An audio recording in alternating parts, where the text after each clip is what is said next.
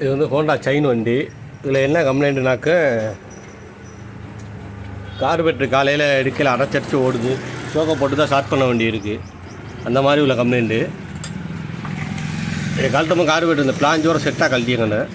பார்த்தீங்களா, அதுபோல் செட்டாக கழட்டிக்கணும். சோக்கு இருக்கும், சோக்கு எப்படி இருக்குன்னு பார்த்துக்கிறேன்னு. இந்த இடத்துல சோக்கு நல்லா தான் இருக்குது. லைட்டாக கிளீன் பண்ணி நல்லா கிளீன் பண்ணி விட்டு மாட்டோம். லைட்டாக கரலாக இருக்குது, லைட்டாக கிளீன் பண்ணி விட்டு மாட்டிடுங்க.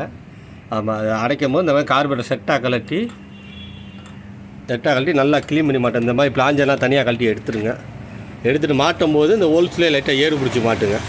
இதில் அடப்பு இருந்தாலும் கம்ப்ளைண்ட் வரும். அது மாதிரி இதையும் உள்ளேயும் நல்லா க்ளீன் பண்ணணும். உள்ள கருப்பாக இருக்குது பற்றிலா, இதையும் உள்ளேயும் நல்லா க்ளீன் பண்ணி மாட்டணும்.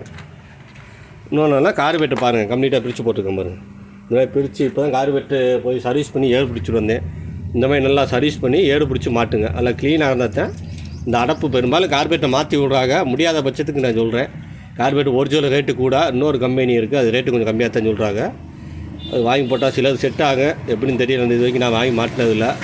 ஆமாம், இந்த மாதிரி நல்லா கம்ப்ளீட்டாக கலட்டி க்ளீன் பண்ண. இதுக்கு முன்னாடி ஒரு கார்பெட் எனக்கு இந்த மாதிரி கம்ப்ளைண்ட் வந்துச்சு, ஓயாமல் இருந்துச்சு. அவருக்கு கார்பெட்டு க்ளீன் பண்ணி கொடுத்தேன், சரியில்லை. அவள் கம்ப்ளைண்ட் வந்துக்கிட்டே இருந்துச்சு. கார்பெட் மாதிரி தான் காசு இல்லைன்னு சொன்னார். கடைசியில் என்ன பண்ணுன்னா, அந்த டாய்லெட் ஊற்ற ஆசிட்டு இருக்குது தெரியுமா, அதை வாங்கி ஊற்றவும் எல்லா சைடும் பொங்குன உடனேயே தண்ணியில் போட்டு முக்கி எடுத்து மறுபடியும் பெட்ரோலால் க்ளீன் பண்ணி போய் ஏறு பிடிச்சி மாட்டினேன். அதுக்கப்புறம் அந்த கார்பெட்டில் அந்த கம்ப்ளைண்ட் வரல. இப்போ வச்சல் இல்லாமல் ஓடுன்னு சொன்னால் அடைச்சி ஓடலை, நல்லா இருக்குன்னு சொல்கிறாங்க. இப்போ நான் பார்த்து கொடுத்து ஒரு மாதம் 1.5 மாதம் இருக்கும்.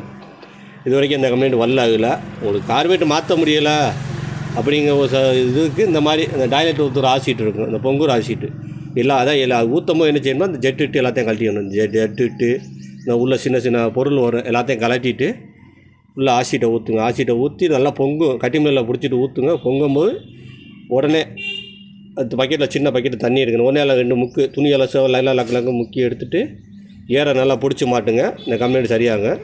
முடியாத பட்சத்துக்கு நீங்கள் கார்பெட் மாற்றணும், மாற்றித்தான் ஆகணும். நான் முடியாத பட்சத்துக்கு சொல்கிறேன். இப்போ பைசா இல்லை, காசு இல்லை அப்படிங்கன்னா இந்த மெத்தடை ஃபாலோ பண்ணி பாருங்கள்.